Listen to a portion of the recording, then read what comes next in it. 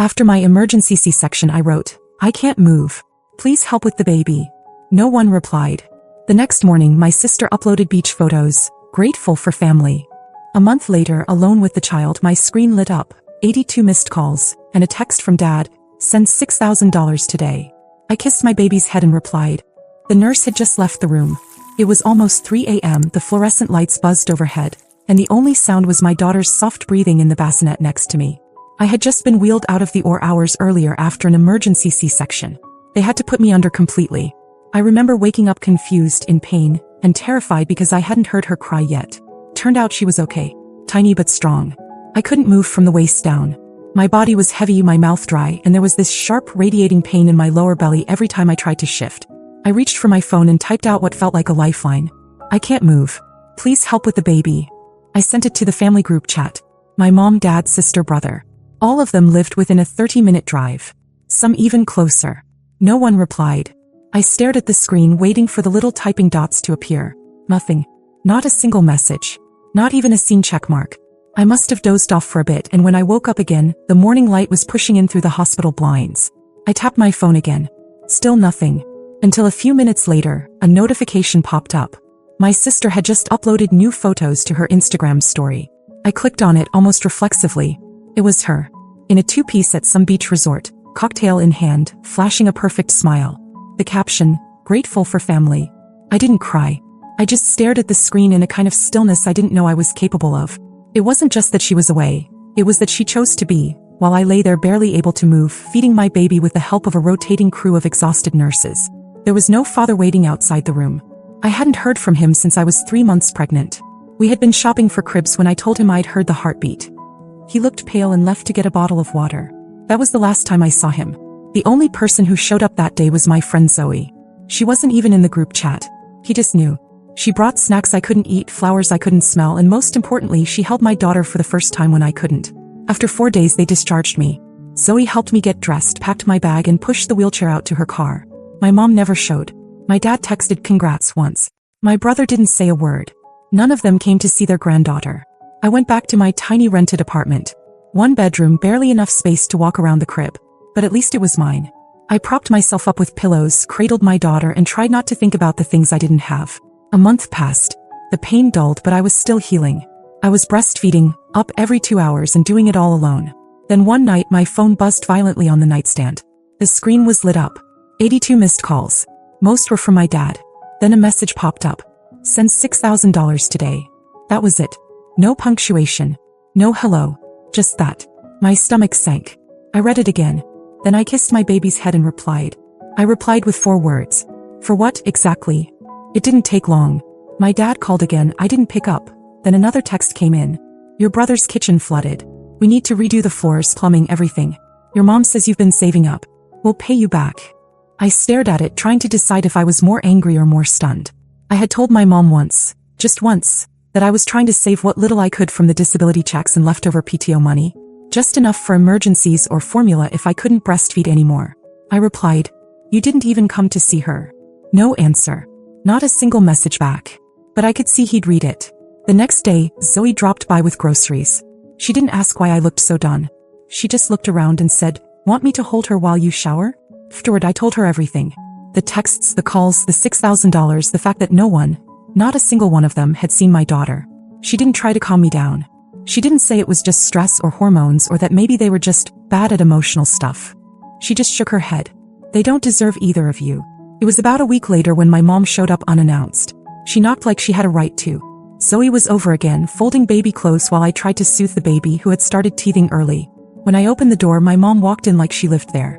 No flowers, no gifts, not even a glance at the baby. She sat down at my tiny kitchen table and launched right in. She said they were counting on me. That it wasn't just about money, it was about being part of the family. That my brother, the golden boy, was going through a rough patch and they were stretched thin. That my dad was stressed, and I should understand what that does to a man's nerves. I stood there holding my baby, watching this woman who had carried me, raised me, but couldn't lift a single finger when I was laid open on an operating table alone. Zoe came out of the bedroom holding a bottle and said flatly, "You should leave."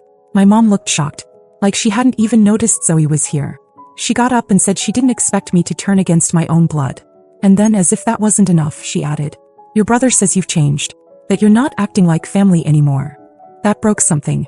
Not a dramatic shatter, just a clean, silent snap. She left. I didn't stop her. A week later, my brother texted me for the first time since I gave birth. Not to say congratulations. Not to ask about his niece. Just, "Mom said you were rude. You could have helped." I stared at that text for a long time. I typed a response. Deleted it.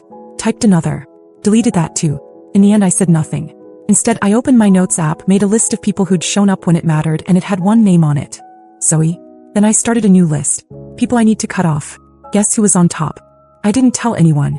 I didn't make a speech or send a dramatic goodbye text. I just started removing them. First my brother. Then my dad. I hesitated over my mom's name like it was some kind of betrayal, like cutting her off meant I was officially alone. But then I remembered her sitting in my kitchen a week after my C-section, pretending like nothing had happened, like I wasn't raising her granddaughter alone while still healing from surgery. I blocked her too. There was no peace. Just a weird silence, like waiting for a storm that never came. I kept checking my phone out of habit. No one messaged. No one showed up. Not even to check if I was okay. Zoe said that was proof of everything I needed to know. "They're gonna come back," she said. "But not because they love you. Because they need something." She wasn't wrong. A couple of weeks went by. Zoe brought groceries when she could. I stayed inside, focused on the baby, tried to ignore the anxiety that crept in around 2 a.m. when it was just me, the crying, and the dark ceiling. Some nights I whispered apologies to my daughter, for bringing her into this mess, for not giving her a better family, for being too tired to do more. Other nights I just held her and swore I'd never be like them. Then came the knock. It was early evening and the baby had finally fallen asleep. I almost didn't answer. When I looked through the peephole, I saw my dad standing there like he had every right to be. He brought cheap takeout and an energy I recognized, like we were old friends reconnecting, like the last 3 months hadn't happened. He didn't ask how I was. He glanced at the baby, made a lame joke about how fast they grow, then finally got to it. We were thinking of doing family dinners again. Sundays. Thought it might be nice if you brought the baby. I didn't say anything. He kept going, casually, like this was some neighborhood check-in. Also, your brother's new place has been a mess. Still needs help with the garage and stuff. Since you're staying home anyway, maybe you could pitch in. That was when I asked, "What's her name?" He blinked at me like I'd asked him to solve a math equation. "What?" "My daughter. What's her name?" He looked at the floor, then back at me. He didn't know. Not even a guess. She was 3 months old. I didn't say another word. Just opened the door and pointed out. He hesitated, muttered something about me being ungrateful, then left. That night, I held my daughter on the couch while Zoe sat beside me folding laundry. I told her everything. She didn't say, "I told you so." She just shook her head, then looked right at me. "You know what? If they come back again, I'll answer the door." I didn't laugh. I just stared at the baby and whispered her name, the one they didn't bother to learn. The next morning, I moved the crib, cleaned out the closets, packed a box of things I didn't need anymore. For the first time in weeks, I felt like I was doing something that mattered. I didn't know what came next, but I knew this. I wasn't part of their family anymore. Not the kind they believed in. But they weren't done. Exactly 10 days later, they showed up again. My mom. And this time, she didn't come alone. My brother was with her. And he looked like he was ready to start a war. They didn't knock. They leaned on the buzzer until the baby started crying. I stood there frozen, watching her face scrunch up, the little fists clench, her tiny voice rising like an alarm I couldn't shut off. Took everything not to scream. When I finally pressed the intercom, my mom's voice came through flat and cold. "Emily, it's time we talk. Your brother's here too." Zoe was in the kitchen sterilizing bottles. I looked at her. She didn't say anything, but I saw it in her face. "Don't open the door. Just don't." But I did. Not because I wanted to hear them out. Because I wanted to hear exactly how far they were willing to go. They stood there like I'd summoned them. My mom with this oversized binder clutched to her chest, and my brother looking like a bouncer at the entrance to my own life. "We're not here to fight," my mom said. I didn't invite them in. I just stood there. She opened the binder and pulled out papers. I thought maybe it was some financial offer, a half apology tied up with conditions. No, it was printouts of my Instagram post. My stories. Comments I'd made on Zoe's page. Highlighted phrases like, "No support system," and "Thankful for the friends who showed up when no one else did." "This has to stop," she said. "We've seen what you're saying. You're painting a picture that's unfair." My brother crossed his arms. "We're your family, not your punching bag." "You weren't there," I said. "None of you came." "We didn't know it was that serious," he said. "You knew I had a C-section and couldn't walk. That's serious enough." My mom held up a hand like I was being emotional again. "That's not the point. We're here because we want to work something out. You've got no job, no income, no support besides Zoe. We're offering help. Financial, practical. But we expect respect. I couldn't even respond. It was like watching a stranger list the reasons why I owed them gratitude for abandoning me. Then she said it. If you want us to help cover rent, we will. But you'll need to start showing up for the family. Your brother's house is still in chaos. He needs someone to watch the place while the work gets done. You can stay there a few days a week. Absolutely not. My brother shrugged. It's not a big deal. It's just a dog and a contractor. You don't even work. That was when Zoe walked out of the hallway. She'd heard everything. She didn't say a word. Just picked up the baby and walked back into the bedroom. Then my mom said the thing that made my hands go cold. We're also concerned about the baby. It's not healthy for her to be raised in isolation. If you can't manage, we're willing to help. Even take her for a little while. Just until you get back on your feet. I didn't answer. I stepped forward and pointed out the door. You're not taking her anywhere. My mom kept her voice calm. No one's trying to take her. We're just saying, if something happened, we'd be the ones they'd call. Legally, we're still your family. That matters. There was the real reason they were here. Not to help. Not to reconnect. Control. I didn't scream. I didn't cry. I just said, you have 5 seconds to get out. My brother scoffed. Seriously? You're threatening us. Zoe came back with her phone in her hand. We're not threatening. We're documenting. They finally left. No hugs, no goodbyes. My mom said one last thing before the door closed behind her. Don't make this worse than it has to be. For 2 days it was quiet. Then on a rainy Thursday afternoon I came home from a short walk with the stroller. There was something taped to the door. A letter. Official looking. From Child Protective Services. Zoe was the one who opened it. Her hands shook. The report was anonymous. But it listed everything. My unstable condition, the lack of financial support, my refusal to involve family. They didn't sign their names. They didn't have to. Zoe read the letter twice before handing it to me. I didn't speak. My stomach twisted like it already knew what was coming before my brain caught up. The report was full of lies. That I was depressed and neglecting the baby. That I was emotionally unstable and rejecting help from family. That I left my child alone for long stretches of time. The phrasing was careful, designed to sound concerned, but it was poison dressed up in official language. There was a line in it that made my blood run cold. The mother has exhibited erratic behavior and refused reasonable offers of assistance from close relatives who expressed concern for the infant's well-being. I sat on the edge of the couch holding the baby, who had no idea the life she was born into. I stared at the wall thinking about how fast this could all go wrong. How one anonymous call could spiral. How the truth doesn't always win when the right words are put on the wrong paper. They're trying to scare you, Zoe said. They want to rattle you into submission. I believed her. But that didn't stop the anxiety. I barely slept that night, constantly checking if the baby was breathing, if she was warm enough, if the front door was still locked. Every sound outside made me jump. The next day I called a lawyer. Zoe found the number. The consult was short and brutal. The lawyer said these cases usually went nowhere. If I kept records, if I stayed calm, if no one escalated. But the moment a caseworker showed up, I had to be perfect. No yelling. No panic. No reacting. You need stability, she said. And if you don't have it, go where you can get it. Fast. That night, Zoe made me tea and told me what she'd been holding back. There's another option, she said. You remember your Aunt Renee? I hadn't spoken to her in years. She was my dad's sister, the only person in that entire family who had ever sent me a real message after the baby was born. One line, if you ever need a place, my door is open. She meant it, Zoe said. I reached out. She's expecting your call. I didn't know what to feel. Moving away wasn't part of my plan. I wanted to raise my daughter here, prove I could do it on my own.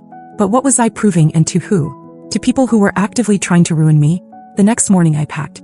Not everything, just the essentials. Baby clothes, bottles, documents, photos, diapers.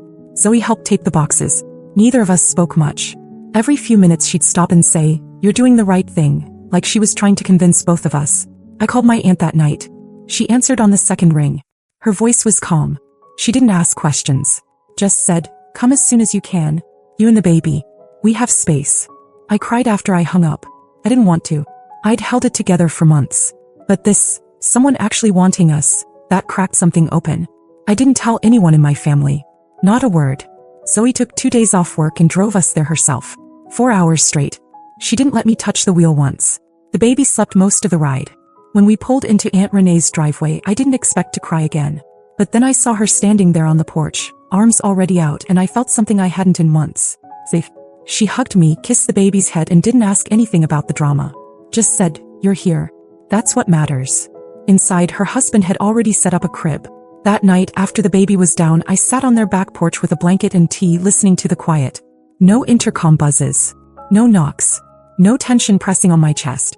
Zoe sat next to me. "You good?" she asked. I nodded. Better than I've been in months. But I knew it wasn't over. The messages started again the next day. The messages started that morning. My phone had been on silent since we arrived, but I checked it out of habit while feeding the baby. 47 unread messages. The first was from my mom. "Where are you?" Then another. "You need to stop this nonsense before it gets worse." And then the real reason they noticed I was gone. "We have a contractor scheduled for Monday and your brother can't take off work. We thought you'd be around this week to help." No mention of the baby. No asking if we were safe. Just their plans, as if I was some side character in their lives they expected to show up on cue. Then came the voicemails. My brother furious. My dad pretending to be calm but slipping into threats. My mom guilt-tripping like it was her superpower. Zoe was in the kitchen with Aunt Renee making breakfast. I just sat there on the guest bed, baby in my lap, phone in my hand, staring at a life I had finally chosen to walk away from. I didn't reply. By afternoon they knew I'd blocked them again. I got one last email, long, messy, filled with phrases like, "Ungrateful daughter, manipulated by that friend of yours, and you don't break up a family over a few miscommunications." Aunt Renee read it over my shoulder and said one thing. "Delete it. You're not responsible for their broken parts." She never asked for details. Never needed the whole story. She just made space. That was all I had ever wanted. And now I had it. Her husband fixed up the spare room to be mine and the baby's. They bought a sound machine for her crib and a rocking chair for the corner. My uncle started calling her Peanut, and every time he held her she'd go still like she could feel the difference in energy. No stress. No tension. Just warmth. I got my first full night of sleep a week later. I didn't dream. I just rested. Zoe drove back home eventually. She cried when she left, but she promised to visit. She kept that promise. She sent me job listings for remote work and links for affordable online therapy. She told me, "You're not just surviving anymore. You're allowed to live." That sentence stuck with me, because for the first time I actually believed it. No more begging people to care. No more pretending I didn't notice who disappeared when I needed them most. No more performing strength while falling apart inside. I cut them off. Not just from my phone but from my future. My daughter's future. The ones who chose not to show up when I couldn't move are no longer allowed to have a say in where we go next. Now my daughter wakes up every morning in a room where she is wanted. I drink my coffee on a quiet porch with no dread in my chest. My aunt tells me stories about my mom when they were little, not to make me forgive her but to remind me where the cycle started. And every day I choose not to continue it. Took everything I had to walk away. But looking at my baby sleeping, smiling in her dreams, I know without a doubt, we walked in the right direction. We didn't just escape. We started over. And this time we're not going back.